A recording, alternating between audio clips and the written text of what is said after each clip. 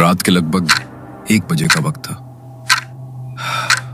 एक औरत काले लिबास में लिपटी हुई और चेहरा काले कपड़े से ढका हुआ कब्रिस्तान में दाखिल हुई।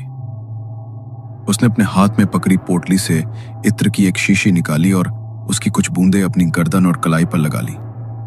फिर उसी इत्र को कब्रिस्तान के चारों ओर छिड़क दिया और वहां अग्नि का एक घेरा बनाकर वो बीच में बैठ गई। उसने झोले से एक किताब निकाली जिसमें अजीब से अक्षर उकेरे गए थे और हर पन्ने पर किसी भयावह जीव की तस्वीर बनी थी। वो औरत बेहद धीमे स्वर में उन शब्दों का उच्चारण करने लगी। फिर उसने अपनी हथेली पर एक चीरा लगाया और रक्त की कुछ बूंदें अग्नि के उस कुंड में टपकाने लगी। लगभग 2 घंटे की इस प्रक्रिया के बाद कब्रिस्तान में अचानक एक अजीब सी हलचल होने लगी। अग्नि की लपटों से एक भयानक आकृति प्रकट हुई। उस आकृति के सामने उसने एक बार फिर अपनी हथेली पर चीरा लगाया और रक्त की कुछ बूंदें उसे भेंट स्वरूप चढ़ा दी। मुझे जो चाहिए था वो मुझे मिल ही गया।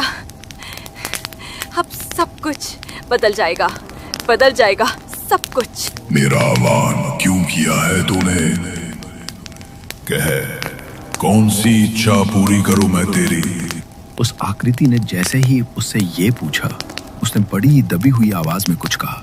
उसे देखकर वो आकृति भयानक तरीके से मुस्कुराई और फिर बेहद डरावनी आवाज में बोली, तुझे ये चाहिए तो मिल जाएगा, लेकिन उससे पहले मुझे अपना भोग चाहिए। उस औरत ने हाँ में गर्दन हिलाई, फिर अपने झोले से एक काले रंग का मिट्टी का कलश निकाला। देखते ही देखते वो आकृति धुआं बनकर उस कलश के भीतर समा गई। उसने तुरंत ही उस कलश को एक काले कपड़े से ढक दिया और कब्रिस्तान से बाहर निकल गई। जब वो अपने घर की चौखट पर पहुंची तो उसने वहां लगे एक पौधे की मिट्टी को कुरेदा और उस कलश को भीतर गाड़ दिया। फिर मिट्टी से उसे दोबारा ढककर वो शांत भाव से घर के भीतर प्रवेश कर गई। प्लीज मेरे बच्चे को बचा लो डॉक्टर, प्लीज मेरे बच्चे को कुछ नहीं होगा ना। देखिए, आप शांत रहिए, हम पूरी कोशिश कर रहे हैं। आप बस सांस लें और हमें काम करने दीजिए। 3 घंटे तक अंदर से कोई खबर नहीं आई। मोहित की आंखें दरवाजे पर अटक चुकी थी। उम्मीद और डर दोनों के बीच उसका चेहरा जैसे पिघलता जा रहा था। नैना की प्रेगनेंसी का ये 9वां महीना था। कुछ ही दिनों में उसका बच्चा इस दुनिया में आने वाला था, लेकिन अचानक तबीयत बिगड़ने के कारण उसे फौरन अस्पताल लाया गया। डॉक्टर्स भी हैरान थे कि मामला इतनी तेजी से कैसे बिगड़ गया। उन्होंने बच्चे को बचाने की हर कोशिश की, लेकिन सब बेकार गया। जैसे ही ऑपरेशन थिएटर का लाइट ऑफ हुआ और डॉक्टर साहब बाहर आए, मोहित ने कांपती आवाज में उनसे पूछा, डॉक्टर, मेरी पत्नी, मेरा बच्चा ठीक है ना? आप कुछ बोल क्यों नहीं रहे? वो दोनों ठीक तो है ना? I am really sorry mister Mohit. हमने आपके बच्चे को बचाने की बहुत कोशिश की, लेकिन कुछ ऐसी कॉम्प्लिकेशन हो गई कि हम उसे बचा ही नहीं पाए। ऐसा केस मैंने अपनी लाइफ में पहली बार देखा है। आप बस शुक्र मनाइए कि आपकी बीवी की जान बच गई, वरना हमारे लिए उन्हें बचाना भी मुश्किल हो जाता। वो पल मोहित की जिंदगी का सबसे भारी पल था। बेंच पर बैठते ही उसका चेहरा उसके दोनों हाथों में छप गया। लेकिन यह टूटने का वक्त नहीं था। उसे नैना को संभालना था, जिन हाथों में कभी अपने बच्चे को उठाने का सपना देखा था, आज उड़ी हाथों में डिस्चार्ज पेपर थे। कुछ घंटों बाद वो नैना को घर ले आया। उसके जीवन के ऐसे मुश्किल समय में अब उसकी बेटी काव्या ही उसके जीने का जरिया थी। मम्मा उठो ना, देखो तो आपने सुबह से कुछ खाया भी नहीं है। अगर आप खाना नहीं खाओगी तो मैं भी खाना नहीं खाऊंगी। नहीं मेरे बच्चे, तुझे मेरी वजह से भूखा रहने की कोई जरूरत नहीं है।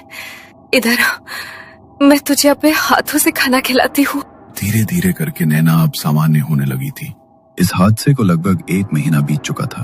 वो अपनी बेटी काव्या और मोहित के साथ कमरे में सो रही थी। तभी उसे अचानक कमरे में कुछ अजीब सा महसूस हुआ। वो घबराई और उसकी आंख खुल गई। तभी उसने देखा कमरे के भीतर से अभी अभी एक काला साया गुजरा है। उसने नजरें घुमाकर देखा तो काव्या कमरे में नहीं थी। तभी बाहर से काव्या की जोरदार चीख सुनाई दी। उस आवाज से मोहित की भी नींद टूट गई। नैना और मोहित तुरंत कमरे से बाहर की तरफ दौड़े, लेकिन जो उन्होंने अपनी आंखों के सामने देखा वो देखकर उनके होश उड़ गए। काव्या जमीन पर पड़ी थी और बुरी तरह से तड़प रही थी। ये मेरी काव्या को क्या हो रहा है? उसका शरीर कांप रहा है मोहित, उसकी आंखें देखो। कुछ करो मोहित, प्लीज कुछ तो करो। इससे पहले कि वो कुछ कर पाते, मोहित कुछ समझ पाते, उससे पहले ही काव्या की सांसें रुक चुकी थी। एक तो पहले ही नैना के दिल पर अपने एक बच्चे को खोने का गहरा दर्द था, और अब काव्या के जाने के बाद उसकी मानसिक स्थिति और भी बिगड़ गई। लेकिन ठीक तभी घर में एक नई उम्मीद ने दस्तक दी। नैना की जेठानी पल्लवी गर्भवती हो गई थी। मैं जानती हूँ नैना, इस वक्त तुम्हारे ऊपर दुखों का पहाड़ टूट पड़ा है। शायद मैं तुम्हारा ये गम कम नहीं कर सकती, लेकिन मैं तुमसे एक वादा करती हूँ, जब मेरी संतान इस दुनिया में आएगी तो तुम ही उसकी माँ बनकर उसे पालना। मैं चाहती हूँ कि मेरी संतान को वही ममता मिले जो तुम्हारे दिल में अभी भी जिंदा है। लेकिन दीदी, मैं कैसे माँ बन पाऊंगी? मैं तो अपनी ही बेटी को अपनी गोद में मरते हुए देख चुकी हूँ। मुझसे ये सब कैसे हो पाएगा दीदी? नहीं नैना, तुम मेरे लिए मेरी छोटी बहन जैसी हो और मैं तुम्हें इस हालत में नहीं देख सकती। अगर भगवान ने चाहा तो मेरी गोद फिर से हरी हो जाएगी और तुम्हारी भी, लेकिन मेरी इस संतान की माँ तुम ही बनोगी। इसकी जिम्मेदारी मैं अभी से तुम्हें सौंप रही हूँ। ये बात सुनकर नैना की आंखें भर आई। पल्लवी ने उसे गले से लगा लिया और उस टूट चुकी माँ को एक बार फिर जीने की वजह मिल गई। पूरे 9 महीने बाद पल्लवी ने एक प्यारे से बेटे को जन्म दिया, और जैसा उसने वादा किया था, उसने अपने बच्चे को नैना की गोद में सौंप दिया। उस पल जैसे किसी माँ का अधूरा सपना फिर से पूरा हो गया था। ये दिन इतने स्थिर नहीं हैं। बहुत सारे नियम और प्रतिबंध हैं, लेकिन एक चीज कभी नहीं बदलती, खेल के प्रति प्यार। अपनी पसंदीदा टीम का समर्थन करना हमेशा विशेष होता है, और अब आप इसे इस तरह से कर सकते हैं जिससे आपको कुछ लाभ भी मिले। मुझे 1x साइट मिली जहां आप लाइव मैचों के साथ क्रिकेट, फुटबॉल, टेनिस, यहाँ तक कि ई स्पोर्ट्स का भी अनुसरण कर सकते हैं। और सबसे अच्छी बात यह है कि अपनी टीम का उत्साह बढ़ाते हुए आप इस प्रक्रिया का आनंद भी ले सकते हैं और इसे अपने लिए उपयोगी बना सकते हैं। सब कुछ पूरी तरह से सुरक्षित और निजी है। जमा और निकासी क्रिप्टो करेंसी के माध्यम से की जाती है। किसी बैंक खाते की आवश्यकता नहीं, कोई व्यक्तिगत विवरण नहीं, पूरी तरह से गुप्त, और नए उपयोगकर्ताओं के लिए एक स्वागत योग्य बोनस है। बस प्रोमो कोड UPON1 का उपयोग करें। लिंक द्वारा प्राप्त सभी विवरण पिन की गई टिप्पणी में है। अरे मेरा बेटा, मेरा लाल, कितना प्यारा है तू, बिल्कुल सपने जैसा लगता है। मम्मा तुझे बहुत सारा प्यार करती है बेटा, बहुत बहुत प्यार। मैं तुझे कभी खुद से दूर नहीं जाने दूंगी। नैना अब एक सगी माँ की तरह उस बच्चे का ध्यान रख रही थी। उसकी हर सांस, हर मुस्कान अब उस बच्चे के लिए थी। बच्चा अब 1 महीने का हो चुका था। सब कुछ सामान्य लगने लगा था, लेकिन एक रात जब सब गहरी नींद में थे, नैना की नाक में एक अजीब सी गंध आई, जैसे किसी पुराने इत्र की हल्की लेकिन रहस्यमयी खुशबू कमरे में फैल रही हो। नैना ने आंखें खोलकर देखा तो वैसी ही काली परछाई कमरे में घूम रही थी। उसका आकार धीरे धीरे बड़ा होने लगा, मानो कोई राक्षस हो। वो तुरंत बच्चे की ओर बढ़ी। ये देखकर नैना जोर से चिल्लाई। मोहित ने घबराकर तुरंत लाइट चालू की, लेकिन तब तक वो साया वहां से गायब हो चुका था। क्या हुआ नैना, तुम इतनी जोर से क्यों चिल्लाई? तुमने कोई बुरा सपना देखा क्या? वो काला साया फिर से आया था, जो मेरी काव्या को लेकर गया था। वो सौरभ की ओर बढ़ रहा था। मेरा सौरभ ठीक तो है ना? रिलैक्स नैना, सौरभ तो अपने पालने में सो रहा है, यहाँ पर कोई भी नहीं है। पक्का तुमने कोई बुरा सपना देखा है। नहीं, वो सपना नहीं था, मैंने अपनी आंखों से देखा है। वो वही साया था जो हमारी काव्या को लेकर गया था। प्लीज आप सौरभ को पालने से लेकर आओ। नैना को इतना घबराया और कांपता हुआ देखकर मोहित का दिल बैठ गया। उसने बिना एक पल गवाए पालने की ओर दौड़ लगाई और सौरभ को जल्दी से अपनी गोद में उठा लिया। पर जैसे ही उसने बेटे को अपनी बाहों में लिया, उसका चेहरा सफेद पड़ गया। सौरभ एकदम शांत था, उसकी नन्ही सी छाती हिल भी नहीं रही थी। मोहित की सांसें जैसे रुक गई हों। उसने कांपते हाथों से सौरभ के चेहरे को सहलाया। सौरभ, सौरभ बेटा, उठो ना, सौरभ की बॉडी तो बिल्कुल ठंडी पड़ चुकी है। सौरभ, सौरभ। वो तुरंत उसे अस्पताल लेकर गए, लेकिन जैसे ही वो अस्पताल पहुंचे तो डॉक्टर ने बताया कि बच्चा तो काफी देर पहले ही मर चुका है। पल्लवी भी इस बात को बर्दाश्त नहीं कर पाई, क्योंकि उसने अपना जो बच्चा नैना को पालने पोसने के लिए दिया था, उसकी भी जान चली हुई थी। मनहूस, मैंने तुझे अपने बच्चे को सौंपकर बहुत बड़ी गलती कर दी। मुझे पहले ही समझ जाना चाहिए था। जो औरत अपने ही 2 बच्चों को खा गई, वो मेरे बच्चे को कैसे जिंदा रहने देती। मेरी गोद उजाड़ दी तूने मेरा बच्चा छीन लिया। मेरा बच्चा, मेरा लाल, तू उसे भी खा गई। ये तुम कैसे बातें कर रही हो पल्लवी? इसमें बेचारी नैना की क्या गलती है? उसने अपना सब कुछ लगाया उस बच्चे के लिए, और अब जब वो पहले ही टूट चुकी है तब तुम उस पर इल्जाम लगा रही हो। तुम्हें अंदाजा भी है वो किन हालात से गुजर रही है। मुझे भी सौरभ के जाने का उतना ही दुख है जितना तुम्हें है, लेकिन इस तरह किसी को दोष देना बहुत ज्यादा गलत है। नैना पहले ही अंदर से बिखर चुकी है और अब तुम उसकी रही सही हिम्मत भी तोड़ रही हो। जो हुआ वो हमारी किस्मत का दर्द है, उसे जहर मत बनाओ पल्लवी।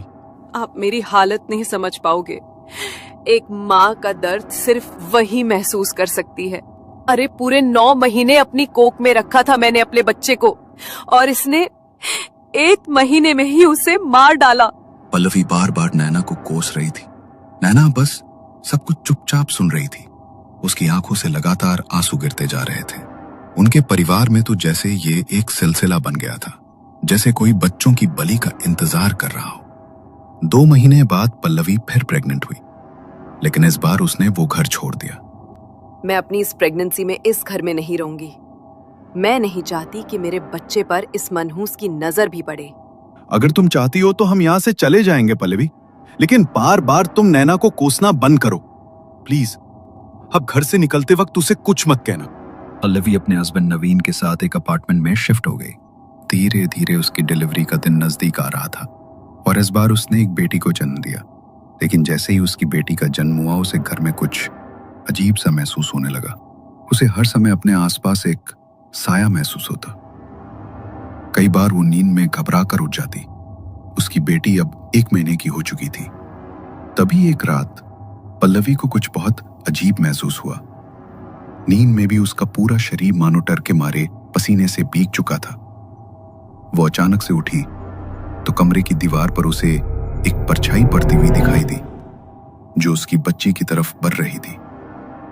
उसने जल्दी से अपनी बच्ची को गोद में ले लिया, लेकिन देखते ही देखते उसकी बच्ची बुरी तरह तड़पने लगी। नवीन, जल्दी से उठो, देखो ना हमारी बच्ची को क्या हो रहा है। वो साया, वो हमारी बच्ची को लेने आया है। नवीन, तुम क्या बोल रही हो पल्लवी? कौन सा साया? कैसा साया? और हमारी बच्ची को क्या हुआ है? देखो ना ये कैसे तड़प रही है। प्लीज जल्दी से हॉस्पिटल चलो, पता नहीं इसे क्या हो गया है। इससे पहले कि वे दोनों कुछ कर पाते, पल्लवी की गोद में ही उसकी बच्ची ने दम तोड़ दिया। पिछले 3 सालों में उनके परिवार में ये चौथी मौत थी। कोई भी समझ नहीं पा रहा था कि आखिर ये क्या हो रहा है, लेकिन पल्लवी इतना जरूर समझ गई थी कि जो कुछ भी हो रहा है वो उस काले साए की वजह से हो रहा है। ये जो कुछ भी हो रहा है उसी साए की वजह से हो रहा है। मैं नहीं चाहती कि इस बार मेरे बच्चे के साथ कुछ भी हो। तुम चिंता मत करो पल्लवी, मैं कुछ ना कुछ जरूर करूंगा। मुझे भी लग रहा है कि जो कुछ भी हमारे घर में हो रहा है वो नॉर्मल नहीं है। मैं मंदिर जाके पंडित जी से बात करूंगा। कुछ समय बाद पल्लवी फिर से प्रेग्नेंट हुई, लेकिन इस बार उसकी रक्षा के लिए नवीन ने उसकी कलाई पर एक रक्षा सूत्र बांध दिया। मगर जैसे ही उस रक्षा सूत्र से उसके शरीर का स्पर्श हुआ, वैसे ही उसका हाथ वहां से जल गया। तभी पल्लवी ने डर कर उस रक्षा सूत्र को दूर फेंक दिया। ये क्या किया तुमने? मैं कितनी दूर से तुम्हारे लिए ये रक्षा सूत्र बनवा कर लाया था। ये तुम्हारी और बच्चे की रक्षा करता, तुमने इसे खंडित क्यों कर दिया? ये देखो, जहां जहां इस रक्षा सूत्र ने मुझे छुआ, मेरा हाथ जल गया। ना जाने मेरे साथ ही क्या हो रहा है। उस नैना की मनहूसियत अभी भी मुझ पर लगी हुई है। ओह गॉड, फिर से नैना। तुम थोड़ी देर शांत हो जाओ पल्लवी, हम कहीं और चलेंगे, और इस बार मैं हमारे होने वाले बच्चे को कुछ नहीं होने दूंगा।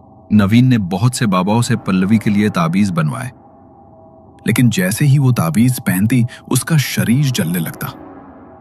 जैसे तैसे करके 9 महीने बीते और 9 महीने बाद उसने फिर से एक बच्चे को जन्म दिया।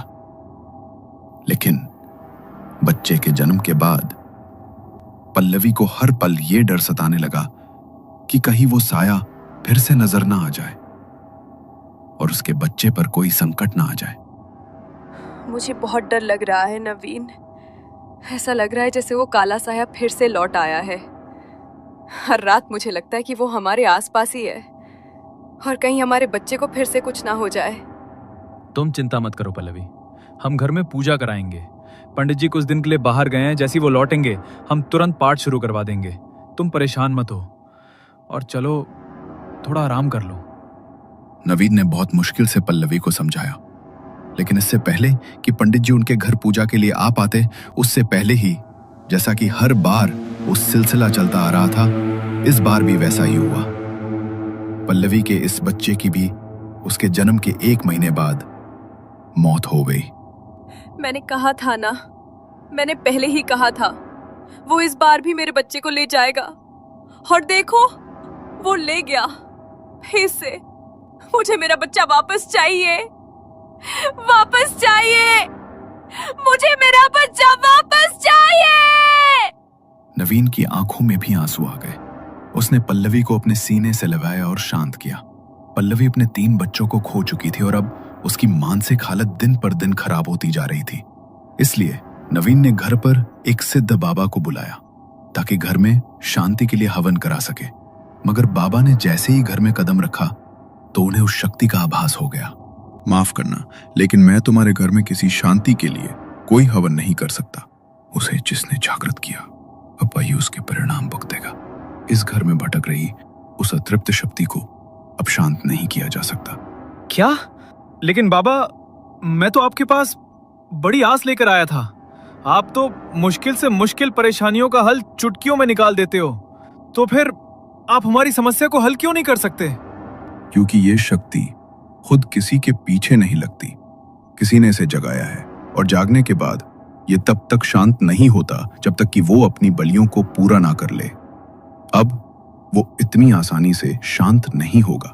बाबा ने नवीन की बात का कोई जवाब नहीं दिया और चुपचाप उनके घर से लौट गए। लेकिन अगले दिन पल्लवी सीधे बाबा के आश्रम पहुंची और उनके चरणों में गिर पड़ी। मैं जानती हूँ बाबा, मुझसे बहुत बड़ी गलती हुई है, लेकिन मेरी गलती की सजा मेरे बच्चे क्यों भुगत रहे? मैंने जो कुछ भी किया सिर्फ माँ बनने की खुशी के लिए किया था। तू नहीं जानती तूने कितना बड़ा पाप किया है। एक बच्चे को दुनिया में लाने के लिए तूने दूसरे के बच्चे की बलि देने से पहले एक बार भी नहीं सोचा। मैं जानती हूँ बाबा कि मैंने नैना के दोनों बच्चों की आत्मा का सौदा जिन से किया था, लेकिन मैं अपना पहला बच्चा नैना को ही देने वाली थी। मगर पता नहीं कैसे मेरे हर बच्चे को वो जिन अपने साथ लेकर जा रहा है। मैं ये दुख और बर्दाश्त नहीं कर सकती। अपनी आंखों के सामने अपने बच्चों को मरते हुए नहीं देख सकती मैं। जैसे तूने उसके बच्चों की बलि देते वक्त कुछ नहीं सोचा, उनकी आत्मा का सौदा तूने जिन से कर दिया, अब भी कुछ नहीं सोचेगा। उसने तुझे संतान दी, माँ बनने का सुख तुझे मिल गया ना, वो तो बस इतना ही करता है और फिर उन्हीं संतानों की बलि लेकर चला जाता है। तेरा कर्म अभी पूरा नहीं हुआ है, अभी तो सिर्फ 5 बलियां गई हैं। वो 2 और बलि लेकर जाएगा और इसे कोई नहीं रोक सकता। तुझे अपना कर्म तो भुगतना ही पड़ेगा। पल्लवी अपनी शादी के 8 साल बाद भी माँ नहीं बन पाई थी, इसलिए माँ बनने के लिए उसने एक गलत रास्ता अपनाया। उसने जिन की साधना की और अपनी संतान के बदले नैना के 2 बच्चों की आत्माओं का सौदा कर दिया। लेकिन जिन से किया गया सौदा कभी भी इतना आसान नहीं होता। जो दिखता है वो वैसा होता नहीं। वो जिसे जो कुछ भी देता है, समय आने पर वही उससे वापस भी ले लेता है। इस घटना को अब 2 साल बीत चुके थे। इन 2 सालों में पल्लवी अपने 2 और बच्चों को खो चुकी थी, जिन की 7 बलियां पूरी हो चुकी थी। भगवान की कृपा से नैना अब दोबारा मां बन चुकी थी, लेकिन पल्लवी अपनी आंखों के सामने अपनी ही गलती के कारण अपने 5 बच्चों को एक एक कर तड़पते हुए मरते देख चुकी थी। अब वो अपना मानसिक संतुलन खो बैठी थी और उसका नया पता था मेंटल हॉस्पिटल का बेड नंबर 13।